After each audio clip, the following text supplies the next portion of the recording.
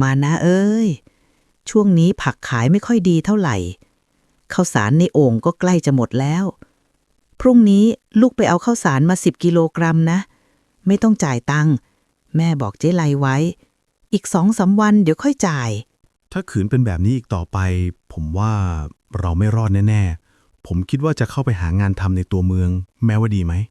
ไม่ว่าก็ดีเหมือนกันนะลองเข้าไปหางานทำดูเผื่อได้งานดีๆทผมพอมีเงินเก็บอยู่บ้างพอเป็นค่าเช่าช่วงหางานก็น่าจะหาได้อยู่ผมคิดไว้แล้วครับแม่ต้องห่วงว่าแต่แม่อยู่คนเดียวได้นะำไปเถอะแม่อยู่ได้ป้าเมียนก็อยู่ข้างๆบ้านเรานี่เองถ้ามีอะไรแม่ก็จะเรียกป้าเมียนมาเป็นเพื่อนคอยดูแลกันเอ็งไม่ต้องเป็นห่วงว่าแต่เอ็งจะไปเมื่อไหร่ล่ะอีก2 วันครับผมว่าจะไปชวนไอเสิร์ตไปด้วยไม่รู้ว่ามันจะไปทำงานด้วยกันหรือเปล่าเห็นมันบ่นๆว่าอยากไปทำงานในเมืองอ้าวดึกแล้วไปนอนได้แล้วไปพรุ่งนี้แม่จะเอาผักที่เก็บมาไปขายแต่เช้าครับแม่หลังจากบทสนทนาระหว่างแม่ลูกจบลงเสียงจิ้งหรีดร้องแผ่วเบาแทนความเงียบของบ้านไม้หลังเล็กไฟตะเกียงถูกเป่าให้ดับลงเหลือเพียงแสงจันทร์ลอดผ่านช่องฝาไม้เก่าๆแม่เอนตัวลงนอนทั้งที่หัวใจยังครุ่นคิดพรุ่งนี้ต้องตื่นตั้งแต่ฟ้ายังไม่สางเพื่อเอาผักที่เก็บจากแปลงท้ายบ้านไปขายที่ตลาดเช้าผักกองเล็กๆนั้นคือความหวังของทั้งบ้านในแต่ละวันส่วนมานะทิ้งตัวลงบนเสื่อด้วยร่างกายอ่อนล้ากล้ามเนื้อยังปวดร้าวจากการรับจ้างตัดหญ้าที่บ้านผู้ใหญ่บ้านเมื่อช่วงกลางวันมือที่ด้านกร้านกำแน่นโดยไม่รู้ตัวเหมือนยังจับด้ามเครื่องตัดหญ้าอยู่ในความฝันเขาหลับไปด้วยความเหนื่อยล้าแต่ในความเงียบงันนั้นความคิดบางอย่างยังไม่ยอมหลับตามรุ่งเช้าเสียงไก่ขันปลุกหมู่บ้านให้ตื่นจากความมืดแม่ลุกขึ้นอย่างเคยชินสวมผ้ากันเปื้อนเก่าๆแล้วจัดผักใส่ตะกร้าอย่างทนุถนอมทุกใบทุกต้นคือหยาดเหงื่อที่รดลงบนดินระหว่างที่กำลังจะออกจากบ้านสายตาเธอเหลือบไปเห็นมานะยังนอนนิ่งอยู่บนเสื่อใบหน้าของลูกชายที่ดูโตเกินวัยทำให้หัวใจของคนเป็นแม่สะท้อนบางอย่างเธอรู้ดีความเหนื่อยของลูกไม่ได้มาจากแค่แรงงานแต่มาจากความกังวลที่พยายามเก็บซ่อนไว้แสงอาทิตย์เริ่มทอผ่านทุ่งนาหมอกบางๆลอยต่ำเหนือพื้นดินเส้นทางดินแดงทอดยาวไปสู่ตลาดในอำเภอเส้นทางสายเดิมที่เธอเดินมานับ10 ปีแต่วันนี้ความรู้สึกบางอย่างไม่เหมือนเดิมขณะเดียวกันมานะสะดุ้งตื่นขึ้นมาอย่างกระทันหันเขามองไปรอบบ้านที่เงียบว่างเปล่าก่อนจะลุกขึ้นนั่งนิ่งๆสายตาจับจ้องไปยังซองจดหมายที่วางอยู่บนหิ้งไม้มันคือจดหมายตอบรับสมัครงานจากโรงงานในเมืองใหญ่เขายังไม่ได้บอกแม่ความยากจนมันไม่ได้บีบบังคับให้เราต้องออกจากหมู่บ้านไปทำงานในเมืองแต่มันค่อยๆบีบหัวใจให้เราต้องเลือกบางอย่างเลือกอยู่หรือเลือกไปเลือกความคุ้นเคยหรือเลือกความหวังมานะกำซองจดหมายแน่นขึ้นกว่าเดิมลมหายใจหนักอึ่งกว่าที่เคยเช้าวันนี้อาจไม่ใช่แค่เช้าวันธรรมดาแต่มันอาจเป็นเช้าที่จะเปลี่ยนชีวิตของแม่ลูกคู่นี้ไปตลอดกาล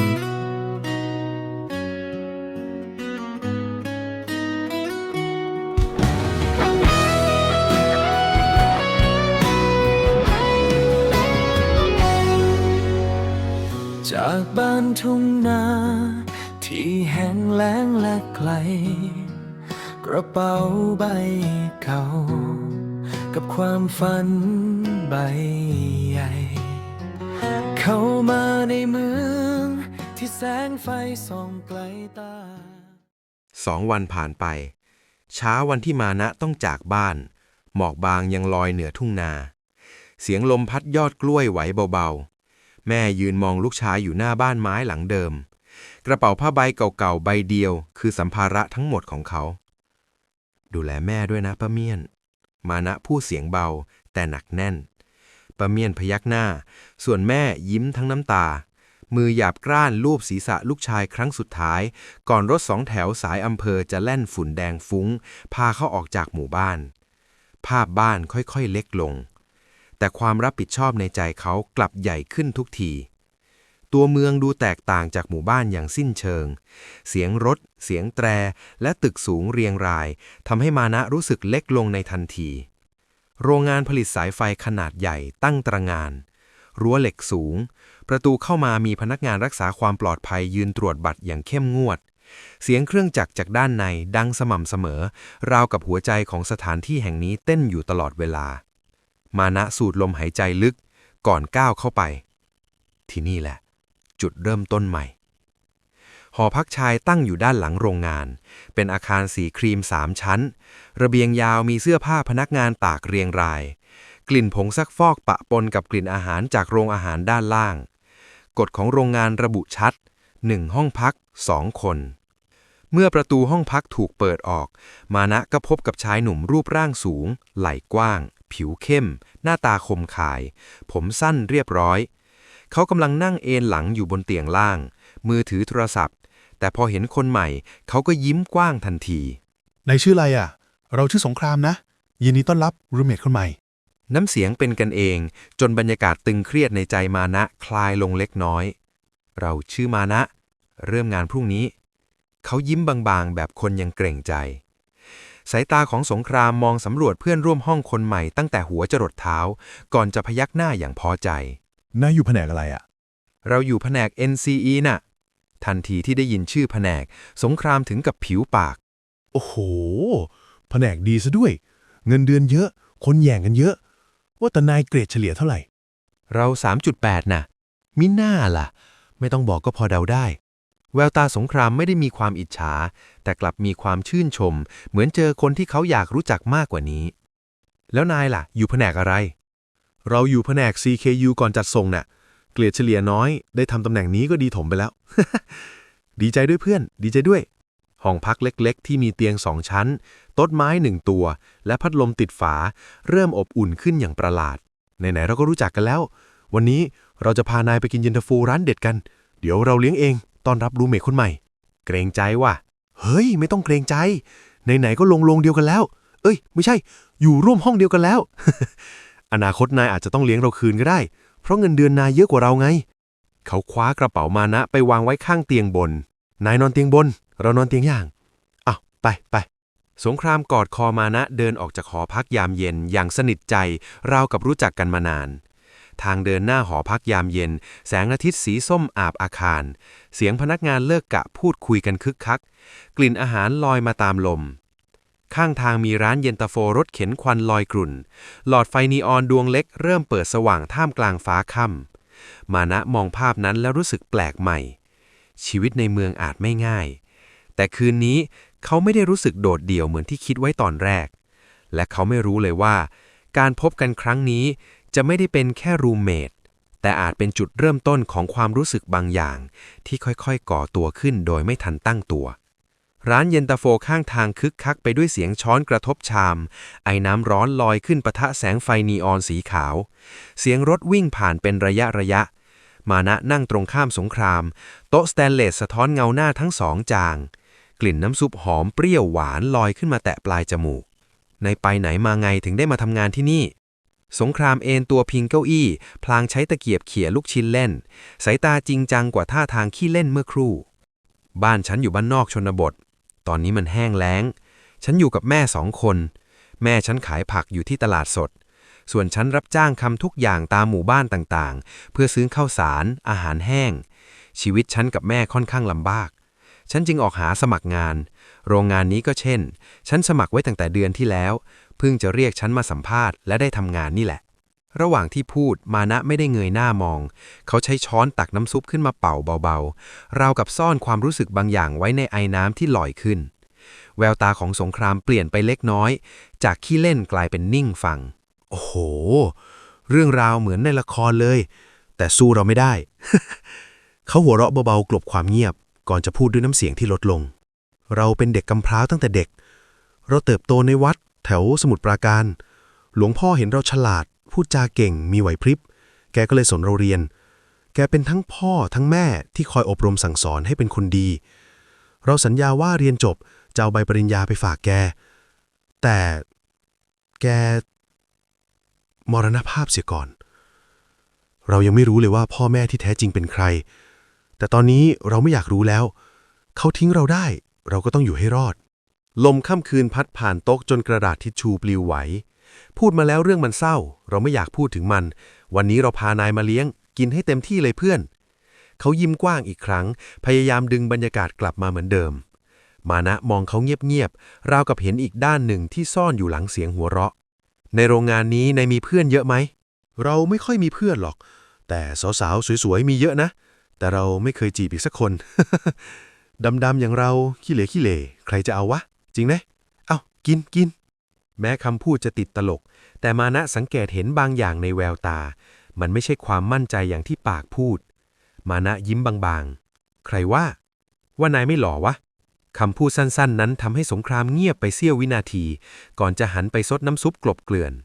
หลังจากกินเสร็จทั้งสองเดินกลับหอพักทางเดินใต้แสงไฟสีส้มยาวทอดไปข้างหน้าเสียงจักระจั่นกลางคืนดังประสานกับเสียงหัวเราะเบาๆของพนักงานที่เดินผ่านสงครามเดินนำมือทั้งสองล้วงกระเป๋ากางเกงแต่บางจังหวะก็ชะลอฝีเท้าให้เดินเท่ามานะโดยไม่รู้ตัวมานะมองแผ่นหลังของชายหนุ่มที่ดูแข็งแรงทว่ากลับมีความโดดเดี่ยวบางอย่างซ่อนอยู่คืนนี้สองคนที่ต่างเติบโตมากับความขาดแคลนต่างคนต่างเคยโดดเดี่ยวแต่ในเมืองที่เต็มไปด้วยผู้คนพวกเขากลับเริ่มรู้สึกว่าอาจไม่ได้เดินลำพังอีกต่อไปพรุ่งนี้เช้าคือวันแรกของการทำงานและอาจเป็นวันแรกของความผูกพันที่ค่อยๆก่อตัวขึ้นอย่างเงียบงานใหญ่กับชีวิตที่เหนื่อยล้าเลิกงานกลับมาห้องเช่าเล็กหลังคาเก่าๆแล้วฉันก็ได้พบเธอคนที่ยิ้มเบาๆถามคำเดียวซ้ำๆว่าเหนื่อยไหมวันนี้แค่คำธรรมดากลับทำให้น้ำตาคลอในเมืองที่ไม่เคยพอยังมีใครสักคน ๆเช้าวันแรกของมานะในโรงงานมาถึงเร็วกว่าที่คิดเสียงไซเรนเริ่มงานดังสะท้อนทั่วอาคารผลิตเครื่องจักรขนาดใหญ่เรียงตัวเป็นแถวยาวแสงไฟสีขาวสว่างจ้ากระทบโลหะจนสะท้อนวูบวาบมานะสวมชุดยูนิฟอร์มสีฟ้าอ่อนติดป้ายชื่อใหม่เอี่ยมเขายืนมองแผงควบคุมระบบสายพานที่ซับซ้อนสายไฟหลายขนาดวิ่งผ่านกระบวนการตรวจสอบอย่างละเอียดด้วยเกรดเฉลี่ยที่สูงทำให้เขาได้รับตำแหน่งรองหัวหน้าตั้งแต่วันแรกหน้าที่คือเช็คความถูกต้องของระบบและรายงานความผิดพลาดงานดูเหมือนเบาแต่ทุกปุ่มทุกตัวเลขคือความรับผิดชอบความผิดพลาดเพียงเล็กน้อยอาจทำให้สายการผลิตทั้งลายหยุดชะงักมานะตั้งใจจดจำขั้นตอนทุกอย่างอย่างรวดเร็วเขากลับไปอ่านคู่มือหลังเลิกกะค้นคว้าเพิ่มเติมในมือถือก่อนนอนความจำที่ดีบวกกับความมุ่งมั่นทำให้งานราบรื่นเกินความคาดหมายหัวหน้าเริ่มไว้วางใจเพื่อนร่วมงานเริ่มจับตามองในขณะที่อีกฝ้าของโรงงานสงครามยังคงทำงานในแผนก CKU แผนกก่อนจัดส่งคือด่านสุดท้ายที่ต้องใช้แรงกายมากเขายกม้วนสายไฟขนาดใหญ่ตรวจเช็คแพ็คกิ้งเหงื่อไหลซึมตามขมับงานของเขาอาจไม่ซับซ้อนเท่ามานะแต่มันต้องใช้ความอดทนช่วงพักเบรกเขาแอบมองไปทางอาคารฝั่ง NCE อยู่บ่อยๆโดยไม่รู้ตัวตั้งแต่ได้รู้จักมานะอะไรบางอย่างในใจเขาก็เปลี่ยนไปจากที่เคยทำงานเพื่อแค่อยู่ให้รอดตอนนี้มันมีคำว่าอยากกลับห้องเร็วๆเพิ่มเข้ามา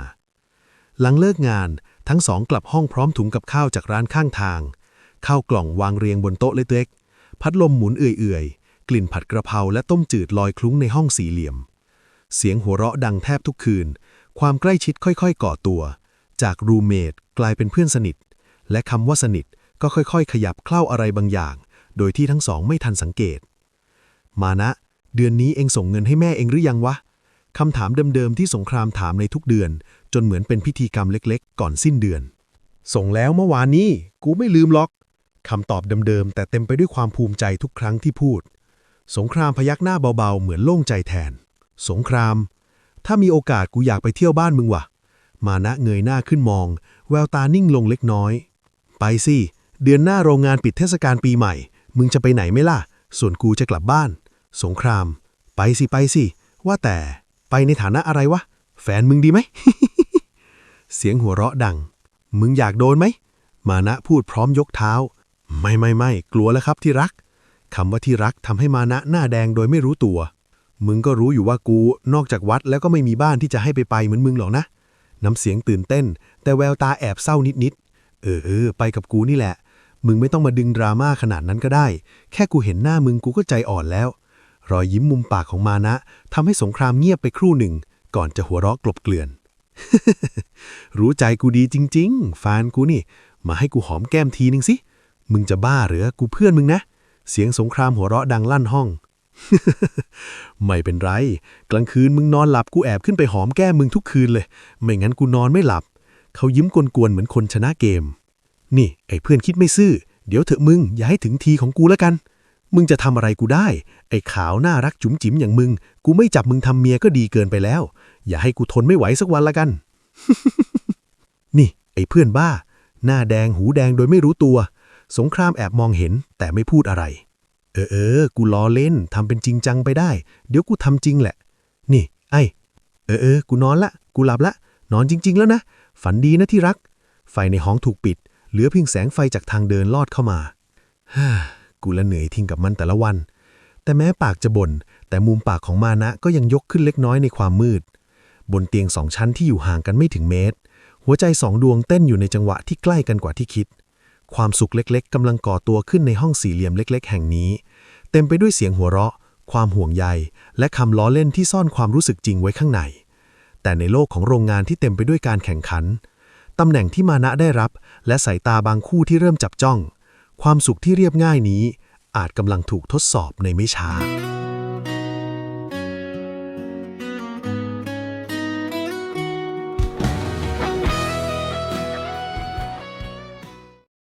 หลายเดือนผ่านไปไว้เหมือนโกหกฤดูกาลเปลี่ยนจากฝนเป็นลมหนาวอ่อนๆแต่จังหวะชีวิตของโรงงานยังเดินเครื่องไม่เคยหยุดเช้าวันศุกร์เสียงเครื่องจักรยังดังสม่ำเสมอเหมือนทุกวันแต่มีกระแสความคึกคักบางอย่างลอยอยู่ในอากาศเพราะวันนี้คือวันสุดท้ายของสัปดาห์โรงงานหยุดเสาร์อาทิตย์บางคนเก็บกระเป๋าเตรียมกลับบ้านบางคนวางแผนซักผ้าทำOTหรือรับงานเสริมแต่สำหรับสงครามเย็นวันศุกร์คือคืนปลดปล่อย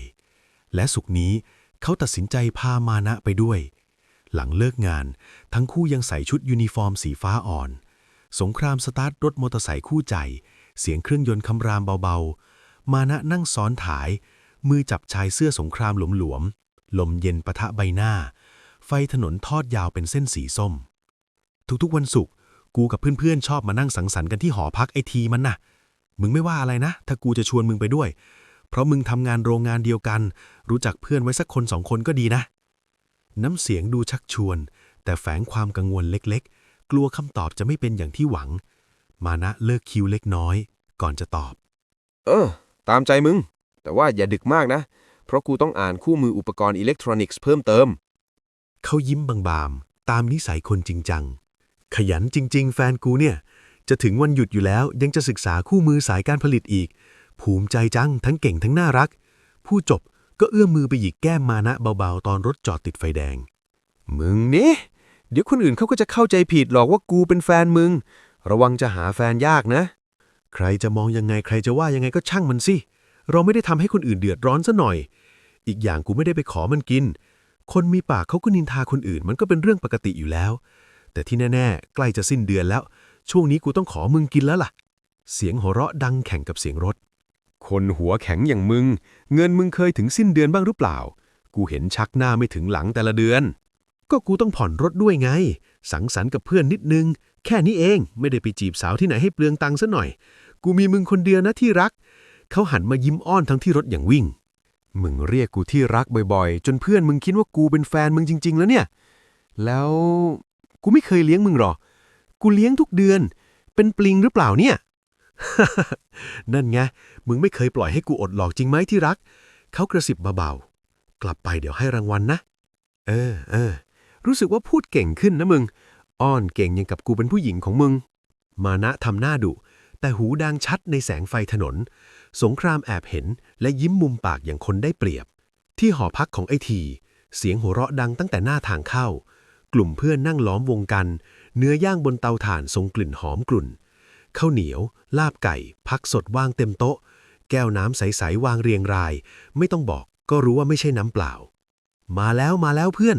วันนี้กูพาแฟน ไม่ใช่ พารูมเมทกูมาทำความรู้จักกับพวกมึง เสียงโห่แซวดังทันที เพื่อนคนหนึ่งร้องขึ้น เพื่อนของสงครามเหรอ มาหล่อใช้ได้ว่ะ ขาวจั๊วะถ้าเป็นผู้หญิงนะ กูขอจีบเป็นคนแรกเลยว่ะ เสียงหัวเราะครืน สงครามรีบสวนทันควัน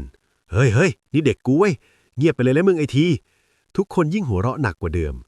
เขาโน้มตัวกระซิบข้างหูมานะเบาๆ มึงก็อีกคนนะ อย่าทำตัวหล่อได้ไหม กูหุง อ้าว กูผิดซะงั้น บรรยากาศเริ่มเป็นกันเอง เสียงชนแก้ว เสียงหัวเราะ และกลิ่นเนื้อย่างทำให้มานะรู้สึกเหมือนกลับไปนั่งล้อมวงกับเพื่อนที่บ้าน ความคิดถึงบ้านเบาบางลงชั่วคราว ดื่มกับเพื่อนๆกูหน่อยก็ได้ สักแก้ว2 แก้ว พอเป็นพิธี มึงก็จากบ้านมาไกล ถือว่าผ่อนคลายแล้วกัน กูก็พอรู้แหละว่ามึงคิดถึงบ้าน หยุดปีใหม่เราค่อยกลับบ้านมึงกัน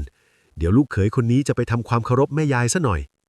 มึงพูดเบาๆ กูอายเพื่อนมึงหรอก เดี๋ยวเพื่อนมึงก็ได้ยินหรอก แต่ทุกคนก็ได้ยินอยู่ดี และเสียงแซวก็ยิ่งดังขึ้น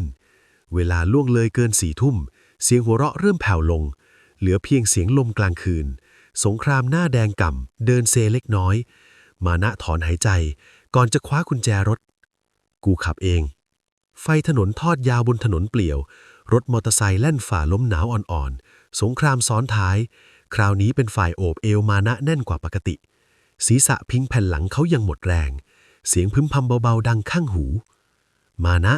มึงอย่าทิ้งกูไปไหนนะ กูไม่มีใคร คำพูดนั้นเบาจนแทบปลิวไปกับลม แต่มานะได้ยินชัดเจน มือที่จับคันเร่งแน่นขึ้นเล็กน้อย หัวใจเต้นแรงกว่าปกติ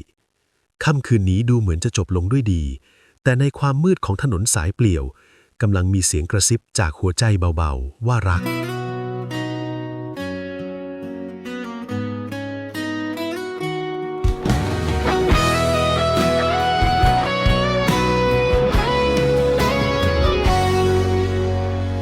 จากบ้านทุ่งนาที่แห้งแล้งและไกล ค่ำคืนนั้นอากาศอบอ้าวกว่าทุกคืน เหมือนความร้อนจากงานเลี้ยงยังตามติดมาถึงห้องพักเล็กๆ ที่มีเพียงพัดลมตัวเก่าหมุนเอื่อยๆ ส่งเสียงคลืดคลาดเป็นจังหวะ แสงไฟสีส้มสลัวจากหลอดนีออน สะท้อนเงาของทั้งสองบนผนัง ราวกับกำลังบอกเป็นในว่า คืนนี้บางอย่างกำลังจะเปลี่ยนไปตลอดกาล หลังจากกลับถึงห้องพัก สงครามทำตัวงอแงออดอ้อนเหมือนเด็ก มานะ มึงช่วยถูหลังให้กูหน่อย กูถูหลังไม่ถึง สงครามทำสีหน้าน่าสงสาร ยืนกอดเสาเตียงโยกไปมา มึงไม่ต้องเลย กูเห็นมึงบ่น2-3 วันที่แล้ว กูเลยซื้อที่ถูหลังให้ เป็นไม้ยาวๆห้อยอยู่ข้างห้องน้ำมานะยิ้มอย่างคนชนะ ก่อนจะชี้ไปทางประตูห้องน้ำ กูรู้ว่ามึงขี้เกียจ แต่อย่าขี้เกียจอาบน้ำนะ ดูมึงตอนนี้สิ ตัวเหม็นชิบ ไป เดี๋ยวจะโดนกูเตะ ไปแล้วครับ แฟนกูนี่ดุจริงๆ สงครามเกาหัวเราะเบาๆ แล้วเดินเข้าห้องน้ำไป เสียงน้ำกระทบพื้นดังซ่ากลบเสียงหัวใจที่เต้นแรงกว่าปกติของใครบางคน หลังจากอาบน้ำเสร็จ ทั้งคู่กลับมานั่งบนเตียงล่าง พื้นที่แคบๆที่เคยนั่งคุยกันทุกคืน แต่คืนนี้บรรยากาศกลับต่างออกไป เหมือนคำพูดบางคำกำลังรอเวลาเผยความจริง เป็นไง มึงสร่างเมาหรือยัง ไหนดูดิ ตัวก็ไม่ร้อนนี่ มานะเอามือแตะหน้าผากสงคราม แววตาเต็มไปด้วยความห่วงใยที่ไม่อาจซ่อน กูไม่ได้ปวดหัวซะหน่อย คืนนี้กูขอมึงอย่างหนึ่งได้ไหม ขออะไรวะ คืนนี้มึงนอนเป็นเพื่อนกูข้างล่างด้วยกันได้ไหม น้ำเสียงจริงจังผิดจากทุกครั้ง ทำไมวะ อย่าบอกนะว่ามึงกลัวผี เปล่า กูไม่ได้กลัวผี กูกลัวมึงจากกูไป คำพูดนั้นทำให้ห้องเงียบลงทันที เสียงพัดลมที่หมุนอยู่เหมือนดังชัดขึ้นกว่าปกติ มึงจะจากกูไปไหนได้ กูจะจีบผู้หญิงเขายังไม่กล้าคุยกับกูเลย เขาว่ากูเป็นแฟนมึง จะไม่ให้เขากลัวมึงได้ไง ตัวดำสูงใหญ่หน้าตาดุแบบมึง ก็กูไม่หล่อเหมือนมึงไง แล้วมึงกลัวกูไหม กูชินละ รูปร่างหน้าตาเห็นกันทุกวันจะกลัวทำหาอะไร สงครามยิ้มอย่างพอใจ ก่อนจะขยับเข้าใกล้ขึ้นอีกนิด สรุปว่าไง นอนกับกูข้างล่างนะ เออ ก็ได้ มึงนี่อ้อนเหมือนเด็กขึ้นทุกวันนะเนี่ย ทั้งคู่เอนตัวลงบนเตียง เสียงลมหายใจใกล้กันกว่าทุกคืน เงาบนผนังดูแนบชิดจนแทบแยกไม่ออก มึงรู้ไหม ตั้งแต่กูเกิดมาไม่มีใครนอนข้างกูเลย พ่อแม่กูเป็นใครก็ไม่รู้ กูโตมาในวัด กินข้าววัด สมภารส่งกูเรียนจนจบปริญญา แต่กูไม่เคยน้อยใจเลยนะ กูภูมิใจมากกว่า แต่ก่อนกูคิดแค่ทำงานเที่ยวไปวันๆ แต่พอกูมีมึงเข้ามา มันทำให้ความคิดกูเปลี่ยน เปลี่ยนยังไงวะ มึงทำให้กูรู้ว่าในทุกๆวันที่ทำงาน เราทำเพื่อใคร ส่วนมึงทำงานเพื่อแม่ แต่ส่วนกูทำงานเพื่อคนที่กูรัก ตอนนี้กูก็รู้แล้วว่าคนที่กูรักคือใครคำสารภาพนั้นเหมือนสายฟ้าแลบในใจมานะ เขานิ่งไปครู่หนึ่ง สงครามค่อยๆมองหน้ามานะส่งสายตาเป็นในทำให้มานะรู้ทันที มึงอย่ามาพูดเล่นๆแบบนี้นะ มันใช่เรื่องล้อเล่นไหมเนี่ย กูพูดจริง กูจะขอมึงเป็นแฟนกูจริงๆ มึงเคยมีแฟนไหม มึงเคยรักใครชอบใครบ้างไหม ไม่ นอกจากรักแม่แล้วกูไม่เคยมีใคร ไม่เคยมีความรัก ที่กูพูดว่ามึงเป็นแฟนกูคิดจริงนะ ถ้ากูจะขอมึงเป็นแฟนกูจริงๆ มึงจะว่ายังไง เอาจริงๆนะสงคราม กูยังไม่เคยมีความรักกับใครเลย พอจะมีก็ดันเป็นผู้ชายซะงั้น มึงคิดว่ากูสมควรจะตอบว่ายังไงดี เอาตามใจมึงรู้สึกยังไง มึงก็พูดออกมา กูไม่บังคับมึง กูให้เกียรติความคิดของมึง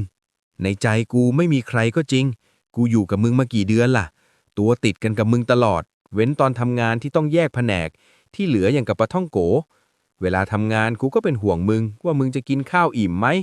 เวลาใกล้สิ้นเดือนกูก็เป็นห่วงว่าเงินมึงจะไม่พอกินข้าว เวลามึงขี่รถไปไหนกูก็เป็นห่วง มึงคิดว่ามันคือความรู้สึกอะไรวะ กูพอเดาได้แล้วล่ะ ขอบใจมึงมากนะที่ไม่ทิ้งกู เรามาลองคบกันเป็นแฟนจริงๆจังๆกันดีไหม กูเข้าใจนะว่าสมัยนี้ชายหญิงสามารถแต่งงานกันได้ แต่กูยังไม่ชินกับมึงไงสงคราม ตัวก็ดำตัวใหญ่ยังกะยักษ์ กินก็เยอะ กูยังเคยคิดว่าใครได้มึงไปเป็นแฟนคงลำบากแน่ๆ สงครามยิ้มอย่างพอใจ แล้วมึงชอบไหมล่ะ ดำๆใหญ่ๆอย่างกู สงครามส่งสายตาหวาน ก็กลัวนะ เวลามึงโมโหใส่เพื่อนมึงอ่ะ แต่สำหรับกูก็ไม่นะ ตกลงมึงจะเป็นแฟนกับกูไหม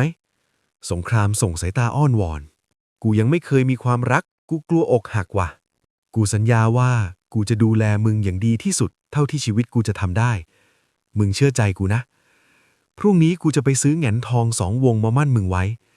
เรื่องนี้รู้กันแค่2 คน โอเคไหม ตกลงเถอะนะเออ มึงนี่ก็อ้อนเก่งนะ รู้คำตอบอยู่ยังจะมาถามอีก เย้แฟนกูใจดีจัง ขอหอมที สงครามพูดพร้อมค่อยๆหอมแก้มมานะ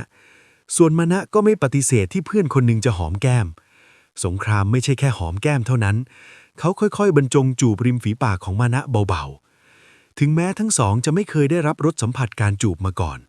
แต่การจูบในครั้งนี้ทำให้หัวใจเต้นไม่เป็นจังหวะ เสียงหัวใจของทั้งสองดังแข่งกัน สักพักสงครามได้เอ่ยถามมานะเบาๆ คืนนี้กูขอได้ไหม ไม่มีคำพูดตอบกลับ มีเพียงการโอบกอดแน่นขึ้น และการจูบที่ตอบกลับอย่างมั่นใจมากขึ้น สงครามเริ่มใช้ริมฝีปากค่อยๆกดอยู่มานะเบาๆ วนตามแก้มและซอกคอขาว สัมผัสนั้นนุ่มนวลแต่แฝงไปด้วยความร้อนแรงจนทำให้มานะสะดุ้งสุดตัว มือเผลอขยำที่หัวไหล่ของสงครามเพื่อระบายความเสียวซ่าน บัดนี้ไม่มีอะไรขวางกั้นระหว่างเขาทั้งสอง กลิ่นกายของความเป็นชายที่มานะได้กลิ่นและสัมผัส มันได้เริ่มใช้งานในระยะที่ประชันชิดทำให้หัวใจของมานะเต้นรัวจนแทบจะหลุดออกมานอกอก ความอึดอัดขับแน่นและความเจ็บปวดเริ่มทวีคูณ สงครามรู้ได้ทันทีว่ามานะกำลังต่อสู้กับมันอยู่ทำตัวให้สบายผ่อนคลายมึง หลังจากที่มานะได้ยินคำแนะนำนั้นและทำตามอย่างว่าง่ายสักพักมานะได้รับรู้ถึงความมีความสุขไปพร้อมกับสงครามในค่ำคืนที่เร่าร้อนนี้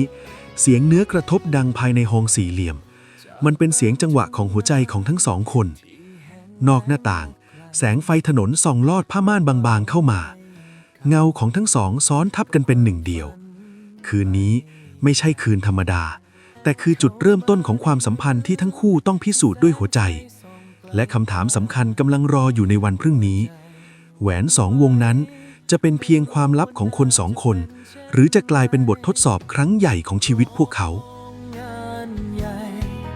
กับชีวิตที่เหนื่อยล้าเลิกงานกลับมาห้องเช่าเล็ก แสงแดดยามเช้าค่อยๆเล็ดลอดผ่านผ้าม่านสีซีดสาดทาบลงบนเตียงล่างที่เมื่อคืนยังเต็มไปด้วยเสียงหัวเราะและคำสัญญาบรรยากาศเงียบผิดปกติมีเพียงเสียงรถวิ่งผ่านหน้าหอพักเป็นระยะเตือนให้รู้ว่าโลกภายนอกยังคงหมุนต่อไปแม้ชีวิตของคนสองคนกำลังเปลี่ยนไปอย่างช้าๆบนที่นอนผืนเดิมมานะขยับตัวเล็กน้อยก่อนจะนิ้วหน้า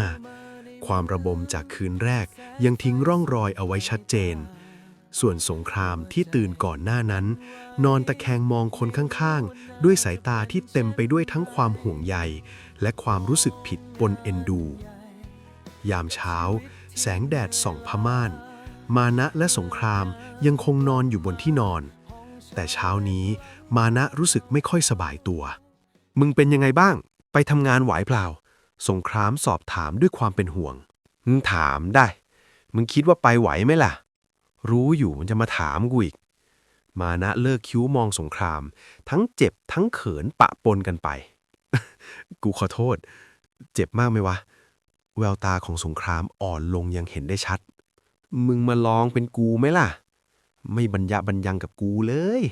จัดเต็มทุกดอกแบบเนี้ยเหมือนจะฆ่ากูเลยข้าพเจ้าขอรับผิดทุกดอกครับสงครามยกมือทำท่าคารวะทำหน้าทะเล่นกลบเกลื่อนความรู้สึกผิดยังจะมาเล่นอีกมานะมองก้อนแต่แววตากลับไม่ได้กรอดจริงนะครั้งแรกก็แบบนี้แหละมึงก็ต่อไปจะเบาๆนะมึงคิดเหรอว่าจะมีครั้งต่อไปมานะหันไปมองพร้อมกับขมวดคิ้วเหมือนตั้งใจขู่ไม่ได้ดิอย่าทำร้ายผมเลยนะที่รักนะสงครามทำเสียงอ่ออ้อนเหมือนเด็กพลางเอื้อมมือไปแตะปลายนิ้วของมานะเบาๆบรรยากาศระหว่างความหยอกล้อแฝงด้วยความอบอุ่นบางอย่างที่ทั้งคู่เพิ่งค้นพบเมื่อคืนมึงไปที่แผนกกูบอกพี่สมพงษ์ว่ากูขอลา1 วันเดี๋ยวกูค่อยไปเขียนใบลามึงเข้าใจไหมมานะพูดเหมือนออกคำสั่งแล้วมึงอย่าปากโป้งไปเล่าให้ใครฟังล่ะเรื่องของกูกับมึงคำว่าเรื่องของกูกับมึงทำให้สงครามยิ้มกว้างกว่าปกติเหมือนคำยืนยันสถานะที่ไม่ต้องมีแหวนก็ชัดเจนครับเข้าใจครับแฟนกูนี่ดุจริงๆว่าแต่มึงจะให้กูซื้อยาแก้อักเสบมาให้ไหมไม่ต้อง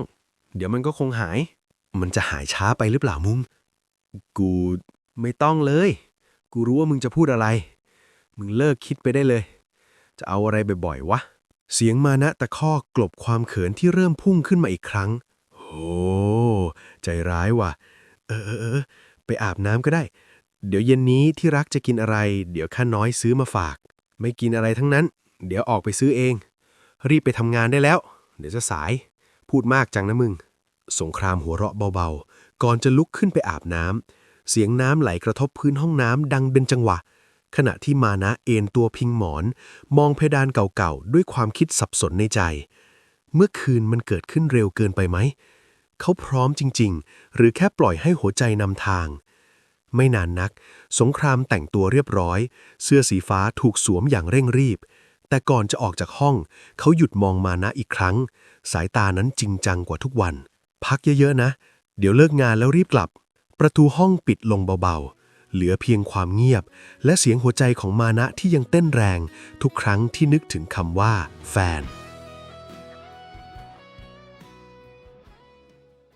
1 ปีผ่านไปความลับของทั้งสองยังคงเป็นความลับจากห้องพักเล็กๆเตียง2 ชั้นเก่าๆวันนี้พวกเขามีรถกระบะสีดำคันใหญ่จอดอยู่ตรงหน้าความฝันที่ค่อยๆเก็บหอมรอมริบจากค่าแรงโรงงานบวกกับOTที่แทบไม่ได้หยุดพักรถคันนี้ไม่ใช่แค่พาหนะแต่มันคือหลักฐานของการสร้างอนาคตร่วมกันค่ำคืนนั้นถนนสายหลักแน่นขนาดรถบรรทุกรถทัวร์รถกระบะติดยาวเป็นงูเห่าแสงไฟสีแดงจากไฟท้ายเรียงต่อกันสุดสายตาอีก3 วันจะถึงวันขึ้นปีใหม่คนงานจากนิคมอุตสาหกรรมต่างมุ่งหน้ากลับบ้าน เสียงแตรรถ เสียงเครื่องยนต์ และเสียงเพลงลูกทุ่งจากวิทยุในรถคันข้างๆ คลอไปกับลมหนาวปลายปี ในห้องโดยสารที่มีกลิ่นรถใหม่จางๆ ผสมกลิ่นกาแฟกระป๋องที่วางอยู่ข้างเกียร์ สงกรามจับพวงมาลัยแน่น ส่วนมานะนั่งมองไฟถนนสีเหลืองอ่อนที่ถอดยาวไปข้างหน้า 1 ปีผ่านไปเร็วเหมือนกันนะมึง สงกรามเอ่ยเบาๆ สายตามองถนน แต่ความคิดลอยไปไกลกว่านั้น กูก็ว่าอย่างนั้นแหละ ถ้าลำพังกูคนเดียวคงซื้อรถไม่ได้หรอก มานะยิ้มบางๆก่อนเอ่ย ผมไม่ให้คุณแฟนลำบากหรอกครับ กะว่าจะเก็บเงินอีกสักปี 2 ปีจะลาออกไปค้าขายทำธุรกิจของตัวเองดีกว่าเนาะคำว่าลาออกทำให้มานะหันมามองทันที แววตาเป็นประกายเหมือนเห็นภาพอนาคตตรงหน้า กูเห็นด้วย เราเก็บเงินสักปี ได้เงินสักก้อน ลงทุนทำธุรกิจของตัวเองดีกว่า รถก็มีแล้ว รถก็ไม่ต้องผ่อน ภาพรถกระบะคันนี้บรรทุกของเต็มท้าย ขับไปตามตลาดนัดต่างจังหวัด ผุดขึ้นในหัวทั้งคู่พร้อมกัน ว่าแต่มึงคิดว่าจะทำธุรกิจอะไรดี กูอยากขายของตามตลาดนัด กูเห็นมึงชอบไปเดินบ่อยๆ มึงว่าดีไหม มึงอยากขายอะไรตามตลาดนัด มึงคิดเหมือนกูเลย กูอยากขายอาหารทะเลแห้งว่ะ รับอาหารทะเลแห้งจากที่ขายส่ง เอาขึ้นไปขายแถวบนคงทำกำไรได้เยอะเหมือนกัน ทั้งสองหัวเราะพร้อมกัน เสียงนั้นดังกลบเสียงเครื่องยนต์ชั่วขณะ เสียงเหนื่อยล้าจากงานกะกลางคืนดูเบาบางลงเมื่อมีคำว่าอนาคตเป็นแรงผลัก รถค่อยๆเคลื่อนไปตามถนนยาวไกล ผ่านปั๊มน้ำมันที่แน่นขนาด ผ่านสะพานลอยที่มีคนหอบกระเป๋าเดินทางใบใหญ่รอรถกลับบ้าน รุ่งเช้าอีกวันหมอกบางๆลอยคลอเคลียยอดหญ้าอากาศบ้านนอกเช้าจนเห็นไอหายใจบ้านไม้เล็กของแม่มานะยังเหมือนเดิมรั้วลวดเก่าๆต้นกล้วยข้างบ้านและเสียงไก่ขันแข่งกับเสียงนกร้องรถกระบะสีดำคันใหญ่จอดหน้าบ้านกลายเป็นจุดสนใจของชาวบ้านละแวกนั้นทันทีสายตาหลายคู่มองมาอย่างสงสัย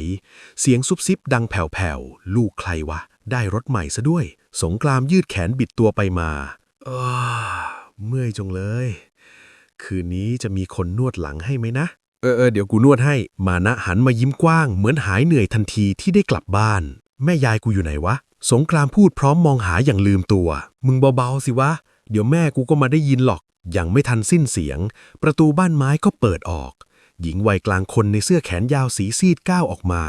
แววตาอบอุ่นแต่แฝงความเหนื่อยล้าตามประสาคนทำงานหนักทั้งชีวิตมานะรีบวิ่งเข้าไปกอดแม่แน่นกลิ่นแป้งเย็นอ่อนๆกับกลิ่นควันไฟจากเตาถ่านทำให้หัวใจเขาอุ่นขึ้นทันทีสองแม่ลูกพูดคุยถามไถ่สารทุกข์สุขดิบกันสักพักก่อนมานะจะพาแม่เดินมาที่รถแม่ครับนี่คือสงกรานต์เพื่อนผมที่พักอยู่ห้องด้วยกันที่โรงงานที่ผมเคยเล่าให้แม่ฟังยังไงล่ะครับสงกรามยกมือไหว้ทันทีอย่างนอบน้อมสายตาของแม่มองสำรวจตั้งแต่หัวจรดเท้าชายหนุ่มร่างใหญ่ผิวเข้มหน้าตาดุแต่ท่าทางสุภาพลมหนาวพัดผ่านเงียบๆเสียงไก่ขันอีกครั้งเหมือนเป็นสัญญาณเริ่มต้นบางอย่างคำว่าเพื่อนที่มานะเอ่ยออกมาเบาๆจะเพียงพอไหมหากวันหนึ่งความจริงไม่ได้หยุดอยู่แค่คำนี้ปีใหม่นี้อาจไม่ใช่แค่การกลับบ้านแต่อาจเป็นจุดเริ่มต้นของบททดสอบครั้งใหญ่ที่ทั้งคู่ต้องเลือกระหว่างความรักกับสายตาของโลกใบเดิมไหว้พระเธอลูกขับรถมาเหนื่อยไหมเมื่อยนิดหน่อยครับแม่มีแฟนอยู่ข้างๆมีไอ้มณะอยู่ข้างๆมันคอยซื้อกาแฟซื้อขนมให้กินระหว่างทางขับรถก็ไม่ค่อยเหนื่อยเท่าไหร่ครับไปแม่ทำกับข้าวไว้หลายอย่างรอลูก2 คนไว้แล้วมานะลูกพาเพื่อนไปอาบน้ำแต่งตัวใหม่แล้วค่อยมานั่งกินข้าวด้วยกันนะครับแม่สายลมยามสายพัดเอื่อยๆผ่านชายทุ่งกลิ่นดินชื้นผสมกลิ่นฟางแห้งลอยมากับอากาศหลังจากอาบน้ำแต่งตัวเสร็จมานะกับสงครามนั่งล้อมวงเตรียมตัวกินข้าวกับข้าวถูกจัดวางเรียงรายอยู่ตรงหน้าอย่างเรียบง่ายแต่เต็มไปด้วยความใส่ใจแกงไก่สีเหลืองเข้มทรงกลิ่นหอมเครื่องแกงลอยแต่จมูกต้มไก่น้ำใสมีใบมะกรูดลอยอยู่บางๆปลาแห้งปิ้งหอมกรุ่นจากเตาถ่านถ้วยน้ำพริกสีแดงจัดวางคู่กับผักลวกสดๆทั้งถั่วฝักยาวผักกาดเขียวและยอดตำลึงตรงกลางวงคือกระติบข้าวเหนียวร้อนๆที่เพิ่งยกลงจากหวดไอร้อนลอยกรุ่นเมื่อเปิดฝาทั้ง3 คนนั่งล้อมวงกันบนพื้นอย่างเรียบง่ายเสียงจิ้งหรีดแว่วมาจากพงหญ้าไกลๆผสมกับเสียงน้ำคลองหลังบ้านที่ไหลเอื่อยๆช้าๆน้ำใสจนเห็นปลาซิวตัวเล็กว่ายทวนน้ำเป็นระยะแม่ของมานะตักแกงไก่ใส่ชามให้ลูกชายก่อนมานะยิ้มกว้าง รับชามแกงมาแล้วปั้นข้าวเหนียวจิ้มลงในน้ำแกงอย่างคุ้นเคยสงครามนั่งข้างๆก้มหน้าก้มตากินอย่างเกรงใจในตอนแรกแต่เมื่อแม่ของมานะตักปลาแห้งใส่จานให้เขาก็ยกมือไหว้ขอบคุณเบาๆเสียงหัวเราะของมานะดังขึ้นทันทีแม่หันมามองทั้งคู่ยิ้มบางๆก่อนจะพูดเรียบๆบรรยากาศอบอุ่นจนความเกรงในอกของสงครามค่อยๆ คลายลงเขาหยิบผักลวกจิ้มน้ำพริกเคี้ยวไปพยักหน้าไปลมเย็นพัดผ่านใต้ถุนบ้านเสื่อขยับนิดๆตามแรงลมแสงแดดอ่อนยามเช้าส่องลอดช่องไม้เป็นลำบางๆตกกระทบจานกับข้าวเหมือนภาพวาดชนบททั้ง3 คนคุยกันเรื่องงานเรื่องชีวิตในโรงงานเรื่องรถกระบะคันใหม่เสียงหัวเราะดังเป็นระยะโดยเฉพาะตอนแม่แซวมานะสำลักข้าวเหนียวทันทีส่วนสงครามรีบยกน้ำขึ้นดื่มกลบเกลื่อนสายตาทั้งคู่สบกันแวบหนึ่งก่อนจะหัวเราะออกมาพร้อมกันด้านหลังบ้านทุ่งนาสีเขียวอ่อนทอดยาวสุดสายตาลมพัดต้นหญ้าเอ็นลู่เป็นระลอกคลื่นเหมือนทะเลสีเขียวเสียงน้ำคลองไหลเฉยๆใสจนมองเห็นปลาซิวตัวเล็กสะท้อนแสงแดดวูบวาบเป็นจังหวะเช้านั้นไม่มีเสียงเครื่องจักรไม่มีเสียงหัวหน้างานไม่มีแรงกดดันจากยอดOTมีเพียงเสียงช้อนกระทบชามเสียงหัวเราะและความสุขเรียบง่ายที่ไม่ต้องเสแสร้งในวงข้าวเล็กๆใต้ถุนบ้านชายทุ่งความรักที่ยังเป็นความลับกำลังนั่งเคียงข้างความรักของแม่อย่างเงียบงันแต่มั่นคงและบางทีบ้านหลังนี้อาจเป็นสถานที่เดียวในโลกที่คำว่าความสุขไม่ต้องพิสูจน์ด้วยอะไรเลยหลังจากกินข้าวเสร็จมานะและสงครามได้พากันไปเล่นน้ำหลังบ้านสนุกสนานจนลืมไปว่าโตเป็นหนุ่มแล้วหลังจากนั้นทั้งคู่นั่งคุยกันอยู่ที่เถียงนาที่มานะเคยนั่งเป็นประจำทั้งสองหันหน้าออกทางทุ่งนาบรรยากาศท้องทุ่งมีนกแสงแดดและควายกำลังเล็มหญ้าอยู่กลางทุ่งนามานะพูดว่ากูมีความสุขที่สุดไม่น่าเชื่อว่าชีวิตกูจะดำเนินชีวิตได้ดีในฉบับที่กูคิดแต่ก็มีบางสิ่งบางอย่างที่คาดไม่ถึงเช่นกันมานะพูดพร้อมกับมองไปกลางทุ่งนาน้ำเสียงจริงจังแต่แฝงรอยยิ้มอะไรของมึงวะไม่คาดคิดสงครามทำหน้าสงสัยขมวดคิ้วเข้มๆของตัวเองก็ไปทำงานตั้งไกลคิดว่าจะมีแฟนผู้หญิงสวยๆกลับมาบ้านสักคนแต่ดันเป็นผู้ชายหุ่นล่ำตัวใหญ่ดำกระยักมาเป็นแฟนซะนี่มานะพูดพร้อมหัวเราะเบาๆไหล่สั่นนิดๆอย่างคนแกล้งแซวแล้วมึงชอบไหมล่ะชอบไม่ชอบไม่รู้กลางคืนเห็นนอนจับทั้งคืนไม่ยอมปล่อยสงครามพูดพลางส่งสายตาหวานป่นทะเลนมานะหันมาค้อนแต่หูแดงจนปิดไม่มิดลมพัดผมปลิวเล็กน้อยเหมือนธรรมชาติก็แอบขำไปด้วยตอนนี้คำว่าชอบไม่น่าใช่แล้วนะเราใช้คำว่ารักได้แล้วมานะพูดชัดถ้อยชัดคำพร้อมมองหน้าสงครามตรงๆประโยคนั้นทำให้ชายร่างใหญ่ที่ดูเหมือนจะไม่เคยกลัวอะไรเงียบไปเสี้ยววินาทีก่อนรอยยิ้มจะค่อยๆคลี่ออกมึงก็รู้อยู่คำว่ารักกูมีให้มึงตั้งแต่วันแรกที่เจอแล้วเขาพูดด้วยน้ำเสียงที่ไม่ได้ทะเลนเหมือนทุกทีกูสัญญาต่อจากนี้ไปกูจะทำให้มึงมีความสุขที่สุดและกูก็ขอบใจมึงด้วยที่มึงดูแลกูเวลากูไม่มีตังค์ให้ยืมตลอดเลยแต่วันนี้กระเป๋าเงินเรามีเพียง1 ใบแล้วนะคำว่ากระเป๋าเงินใบเดียวลอยอยู่ในอากาศไม่ได้หมายถึงแค่เงินแต่มันหมายถึงชีวิตที่รวมกันเป็น1 เดียวกูก็ขอบใจมึงเหมือนกันที่รักกูตอนนี้กูก็รักมึงเหมือนกันไอ้ดำของกูดำแล้วชอบไหมล่ะสงครามยิ้มกว้างโชว์ฟันหวาวตัดกับผิวเข้มพูดมากทั้งสองหัวเราะพร้อมกันเสียงหัวเราะลอยไปตามลมเหมือนจะปลิวข้ามทุ่งนาไปไกลกว่าที่สายตามองเห็นสงครามเอื้อมมือไปจับมือมานะไว้แน่นไม่ต้องหลบไม่ต้องซ่อนในทุ่งกว้างที่มีแค่ฟ้านาและลมเป็นพยานรถกระบะสีดำจอดนิ่งอยู่ข้างทางด้านหลังกระบะมีเชือกฟางกับตะกร้าพลาสติกวางไว้ราวกับบอกใบ้ถึงอนาคตพ่อค้าอาหารทะเลแห้งที่กำลังจะเริ่มต้นดวงอาทิตย์ค่อยๆคล้อยลงแสงสีส้มทองอาบไล้เงาทั้งสองให้ยาวเหยียดบนพื้นดินเงา2 เงาที่เคยเดินคนละทางวันนี้ซ้อนทับกันพอดีบางทีความรักอาจไม่ใช่เรื่องที่เราวางแผนได้มันอาจเริ่มจากการแชร์ค่าห้องแชร์ค่ารถแชร์ข้าวเหนียวคำเดียวกันจนสุดท้ายแชร์ทั้งชีวิตและถ้าใครสักคนผ่านมาเห็นผู้ชาย2 คนยืนหัวเราะอยู่กลางทุ่งนาในเย็นวันนั้นเขาอาจไม่ได้รู้เรื่องราวทั้งหมดแต่เขาจะรู้แน่นอนว่าค ความสุขของคนสองคนไม่ได้เสียงดัง แค่มันชัดเจนพอที่ทำให้ลมทั้งทุ่งพัดยิ้มตามได้